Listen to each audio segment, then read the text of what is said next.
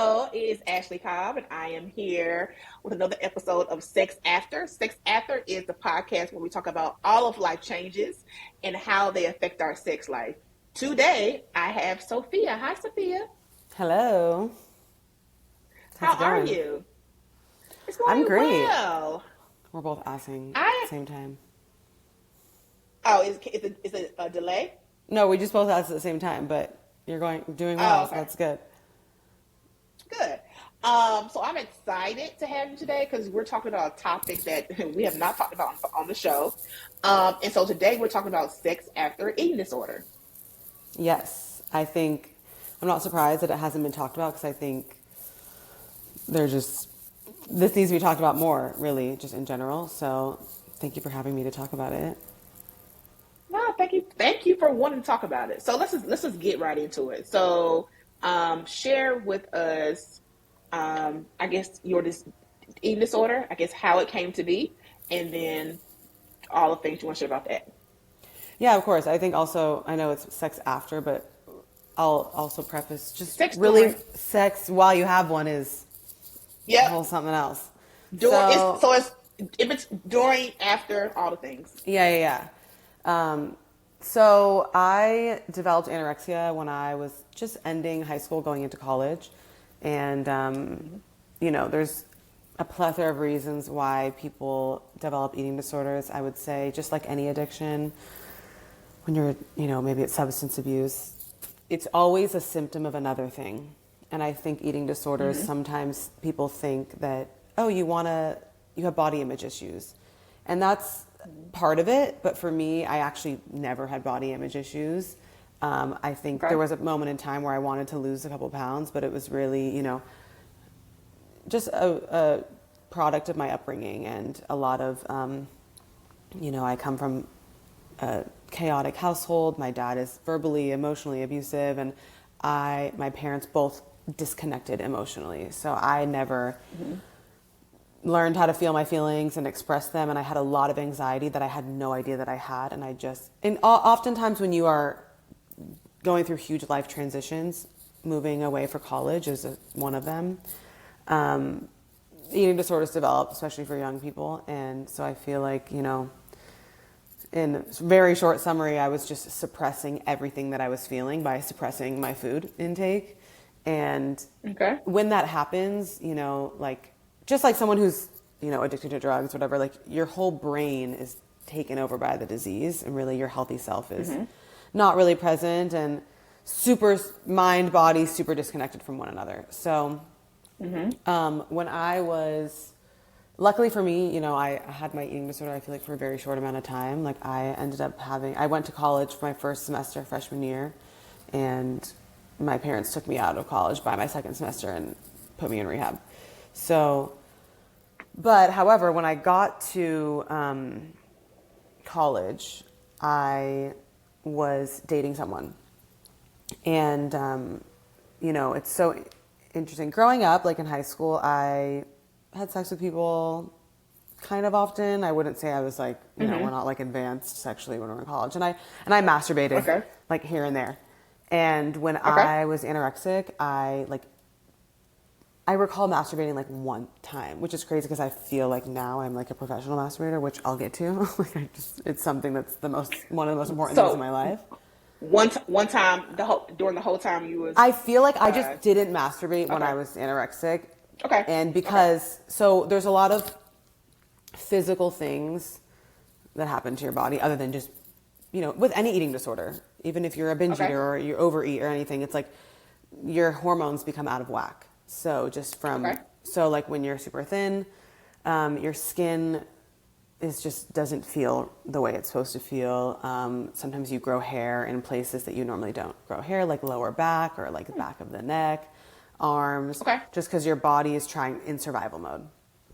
Okay. And so, and I remember feeling just disgusted with my body, even though I was like stuck in a place of not wanting to gain weight, because gaining weight became the Mm-hmm. scariest thing to me, because Mm-hmm. the disease was like, that's too foreign. So being that like my body was so different and I didn't understand it, even like just touching my arm, like I just felt disgusted with my body. So it's like, why would I want to masturbate? Because I'm so Mm-hmm. disconnected from this. I don't even like Mm-hmm. touching my own skin. So like, and then when I was dating someone, so if I don't even like touching myself, why would I let you touch me? Right. So Correct. when I was dating this person, I just remember like, I mean, I don't even really recall my sexual experiences with him because I felt like it was just so unenjoyable for me. And I was also drinking heavily at the time. So there was just a lot going on. So I feel like just when, there's a huge disconnect, like I mentioned, from your mind to your body and how it's functioning and even just addressing it. So, I couldn't fully be embodied in who I was. And so I feel like my sexual experiences were just probably not enjoyable for either of us. Blah. Very, very blah. Yeah, and just like I don't know, just not good. And Okay. so, however, when I went to rehab and started gaining weight, Mm-hmm. the process of gaining weight is like super scary for someone who's anorexic. And I remember like just I was eating. I was on like a intense meal plan, so I was like gaining weight quickly, and the Mm-hmm. process of that was like it was just shocking to me. So even when I was gaining weight, like the feeling of for anyone watching this might be triggering, but so when you're skinny and like something like when you go to sleep on the side and your knees close together, like being able to feel your bones touching was like Mm-hmm. a thing that we enjoyed in a bad way. So Okay. gaining weight Okay. and then being able to just feel your skin touching was like a Okay. weird. So like all these adjustments, I had to adjust quickly to gaining weight and seeing my legs just be different size. Like it's so interesting to talk about it because I'm like it was a long time ago, but just to think of how our brains functioned when we were in this and even the other people that I was in rehab with when I think back. I remember when I first got there, I was like, who are they? I was like, I'm not as crazy as these people. I shouldn't be here.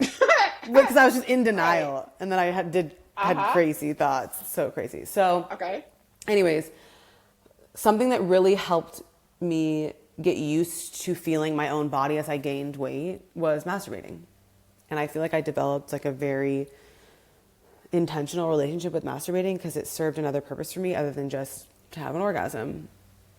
And Mm-hmm. so it was like a really just important thing for me to start like masturbating and thinking about it and being in touch with my body. And I really believe that it reconnected me to myself and my body. And like, I'm so comfortable in my skin and I'm so like open sexually and talk about it and am comfortable with like everything. And I think it's because of just the intention and the way that I feel towards masturbating. And I think a lot of women who maybe just don't masturbate that often, they don't realize that there's like a plethora of reasons why you should masturbate other than just getting Mm-hmm. off or whatever. So question. So what was the process in going to rehab and them helping you to like understand and love your body again? Like what type of things did they teach you It's funny because I or feel like help you? so much of that was kind of like developed on my own. A lot of it was more Okay. neutralizing our relationship with food. And Okay. because I think in this world and society, people give food a lot of power. Oh, Okay. I ate that and now I feel like this. Okay, well, food doesn't have inherent feelings, so it shouldn't make you feel a certain type of way. So I think it was kind of more of normalizing or getting rid of a lot of the fears. Like I remember thinking that if I ate pizza, like I was going to stop breathing and fall on the floor because I was so scared of it at the Mm, time. So okay.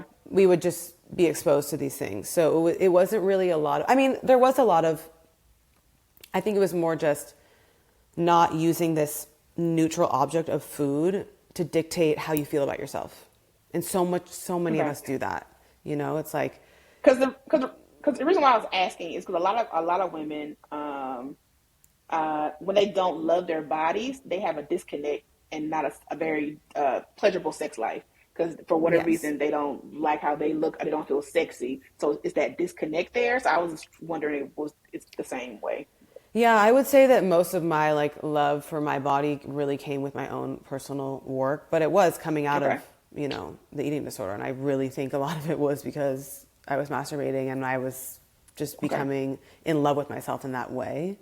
And also coming from also realizing like all those like bodily symptoms that happen, like the hair and the skin and stuff like that, Mm-hmm. you know, getting a getting healthier and realizing, wow, my skin, I love the way my skin feels now, and recognizing that just being healthier looks a lot of different ways. And there's also, things that Mm-hmm. happen, like I didn't have my period for a year and a lot of like hormonal things that happen like that. And that happens to even women who are, or people who are bulimic and even sometimes Mm-hmm. overeaters as well. And like people don't understand, like just like the way we intake food and a lot of nutritional things really affect a lot of that. And that ultimately, I think people don't even realize how deadly anorexia is as well. Because the more that you starve yourself, like also like your heart rate is up really, really high because it's trying to keep you alive. And a lot of women or a lot of people die just because of their heart failure from being anorexic.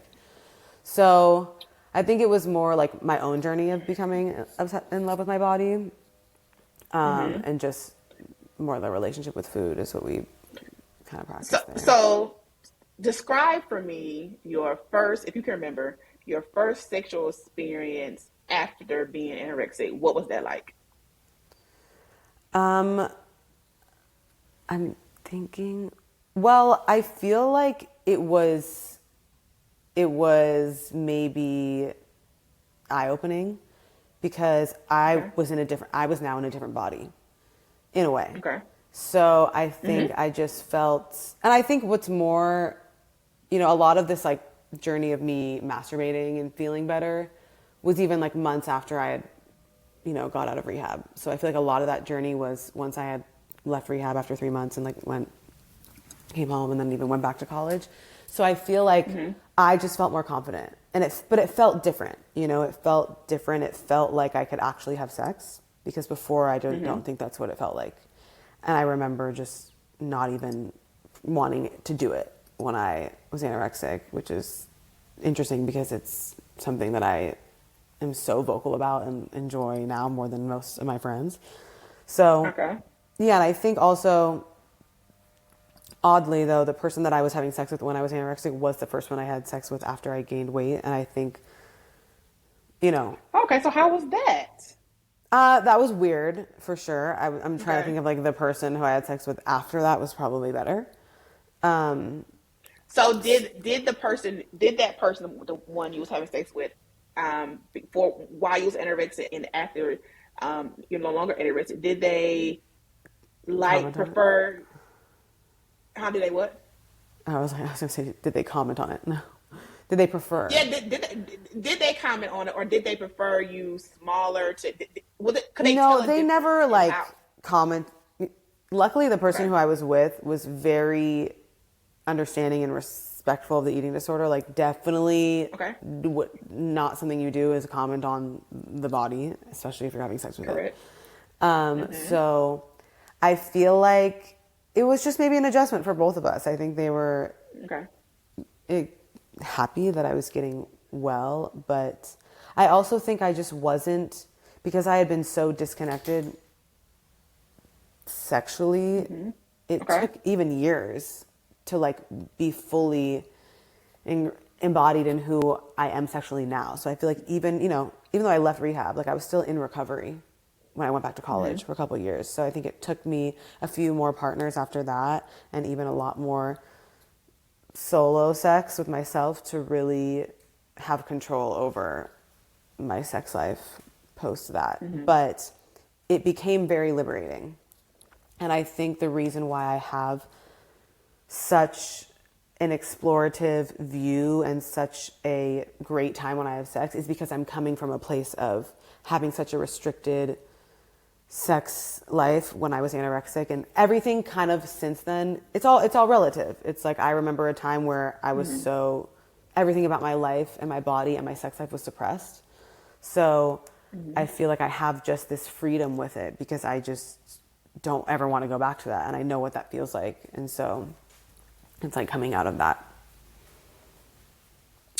So, what would be your advice to someone who may be suffering from an eating disorder? Um, what advice would you give them?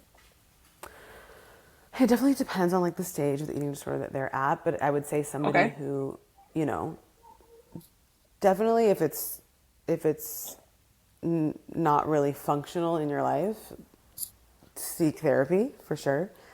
But I would So, so, say so, so somebody like me who's ignorant to what eating disorders, like the stages, what are the stages of eating disorders? Because I know there were stages.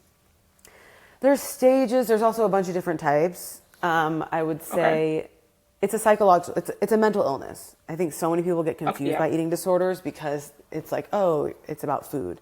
And it's like, so many people in society have disordered eating. Like even if something that's just disordered eating and not an eating disorder thought is like, if you eat a meal and you're still thinking about it 3 hours later of if it's affecting your body in a negative way, that's a disordered thought. And I think so it's hard because there's so much of that in our society. And I'm not saying someone who has a disorder thought like that has an eating disorder, but if it's something whereas like your entire day is affected by your behavior with food, you have a weird relationship with food, there's certain foods you want to avoid, and you're doing it for a certain reason. It's like, okay, you go through a breakup and you lose a shit ton of weight. Okay, that might be something. Okay. So Mm-hmm. I guess if people like are uncertain, a lot of people like know they have eating disorders. So what Mm-hmm. I was forced out of college to go to rehab. So initially I didn't enjoy rehab because I was forced to be Mm-hmm. there.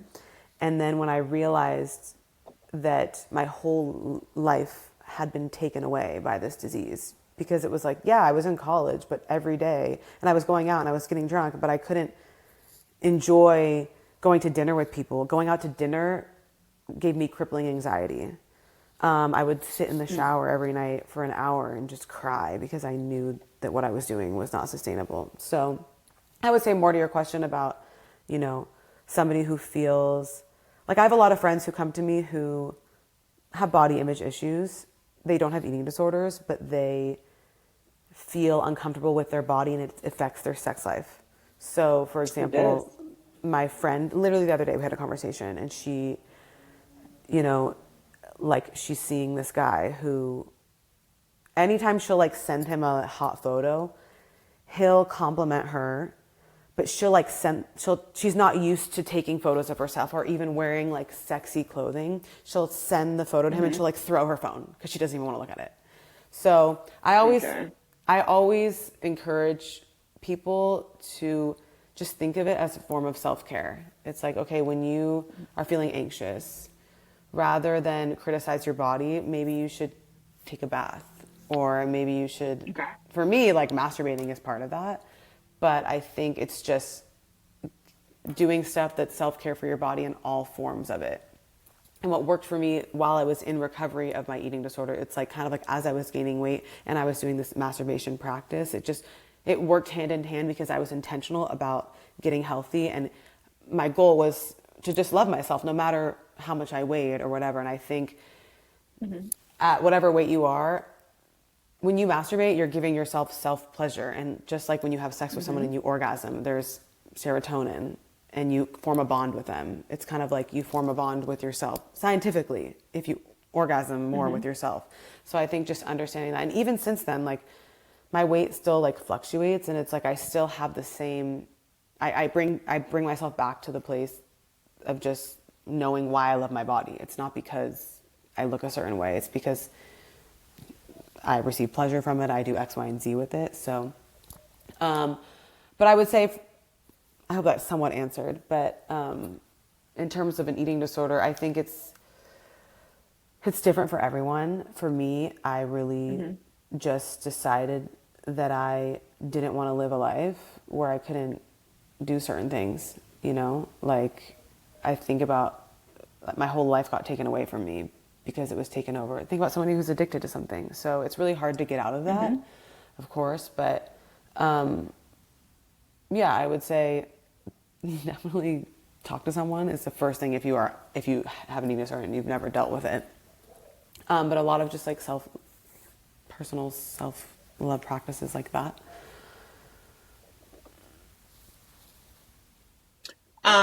So I'm trying to think. Is there anything that we did not talk about, discuss that you would like to talk about or discuss or leave for the people to hear? Um, I don't know. I think just really on the topic of understanding when it comes to masturbating, like just really Mm-hmm. understanding that that can serve a purpose for people who like I'm referencing my friend who called me the other day, like that's something that I encouraged her to do because I told her she was like, I'm really uncomfortable with my body, so it makes me uncomfortable when I have sex with him. And I was like, well, I think that before you go and have sex with him and try to do all these things with him, you need to do them with yourself first. Because if you're not going to Mm-hmm. if you're going to be awkward doing them with yourself and then you're going to go do it with a man, like I would focus on, really just, I think a lot of people, they are awkward in bed or they have uncomfortable sex experience because they don't spend any time with their self figuring that out first. And so that's just something that I really like to emphasize. And one thing that helped me to kind of love my body, and I've talked about this on previous episodes, is um, doing things in the nude. So going Love. to nude beaches, going Yes. to nudist events, or just Oh, looking at I want to do myself that. in the mirror in the nude. Right. Yes. So that has I helped me recommend. to like love the body that I'm in, even though I may not. This is maybe not be the body that I want it to be 2 years from now for the end of the year. Like maybe I still have body goals, but for right now, today, this is the body that I have, and so it helps me to love the body that I have today. And Yes. so those have helped me because you learned and you see, and maybe this is not, but you out, like for example, if you've ever gone to like a nude beach or something, at a nude beach there are all types of Yeah, bodies at a everyone. nude beach, all types, right? And then you start to then people compare, you shouldn't, but we Yeah. do, and so you go there and then you compare your body to their body, and you're like, you know what? My breasts may not be seen as high as I would like them, right? Yeah. But it could be worse.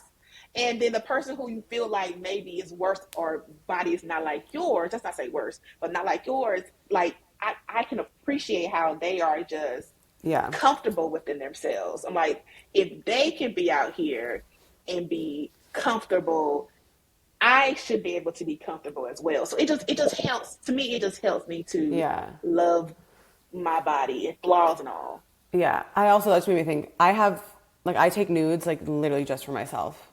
I take nudes not to Okay. send to anyone. So that's something I recommend to my friend too. I'm like, stop thinking that you're doing it for the other person that you're sending it to. Like, I just have nude photo shoots with myself and I'm the only one that sees them. And that helps me. That's enjoyable. That is. Are getting some lingerie you think is sexy, or do you think that you look sexy in, and get in front of the mirror, take a picture. That also helps you Yes. to build confidence in what your body is today. So Yeah. I agree with those. Fun. So, Sophia, do you have a social media handle that people can reach out to you? Let's say someone who saw the episode and can relate, or wants to ask questions, or just Yes, for sure. talk. It's just my name, Sophia Galate. Most of the stuff on there is music related since I am a singer, but a lot of my music actually touches on a lot of topics like this. So yeah, it's just Sophia Galate everywhere. SOPHIAGALATE. Well, thank you, Sophia. It was nice to have you. Thank you.